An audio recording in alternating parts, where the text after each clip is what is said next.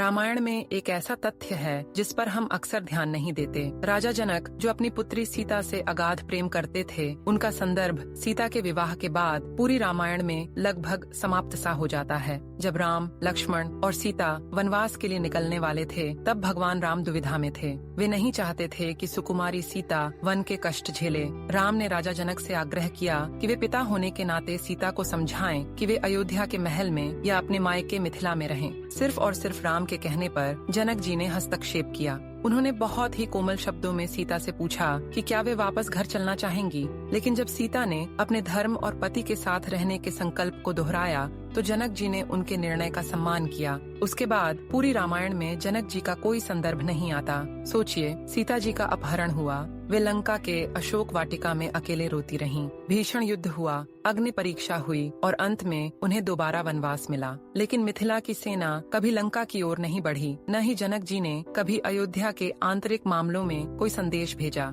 क्यों? क्या जनक जी का प्रेम कम था? नहीं, जनक जी विदेह थे। वे जानते थे कि एक बेटी का विवाह केवल दो व्यक्तियों का मिलन नहीं, बल्कि एक कुल से दूसरे कुल का पूर्ण हस्तांतरण है। वे जानते थे कि अगर पिता का साया बेटी के ससुराल पर हमेशा बना रहेगा, तो बेटी कभी उस नए घर को अपना नहीं मान पाएगी और न ही उस घर के लोग उसे अपना पूर्ण हिस्सा मानेंगे। आज के समय में सबक, आज समानता के द्वार में लड़कियां आत्मनिर्भर हैं, जो बहुत अच्छी बात है। लेकिन अक्सर देखा जाता है कि शादी के बाद भी छोटी छोटी बातों पर मायके का हस्तक्षेप बना रहता है। लड़कियां भी हर समस्या का समाधान अपने पुराने घर में ढूंढती हैं। रामायण हमें सिखाती है कि सुखी समाज और संतुलित परिवार के लिए मानसिक वरीयता बहुत जरूरी है। संकट में मदद लेना गलत नहीं है, लेकिन सोच और निष्ठा के मामले में पति के परिवार को प्राथमिकता देना ही उस घर को अपना बनाता है। जब तक एक पैर पुराने घर की दहलीज पर रहेगा, तब तक नए घर की नींव मजबूत नहीं होगी। राजा जनक का पीछे हट जाना ही उनकी सबसे बड़ी ममता थी। सच्चा सशक्तिकरण वो है जहाँ एक स्त्री अपने नए घर की मर्यादा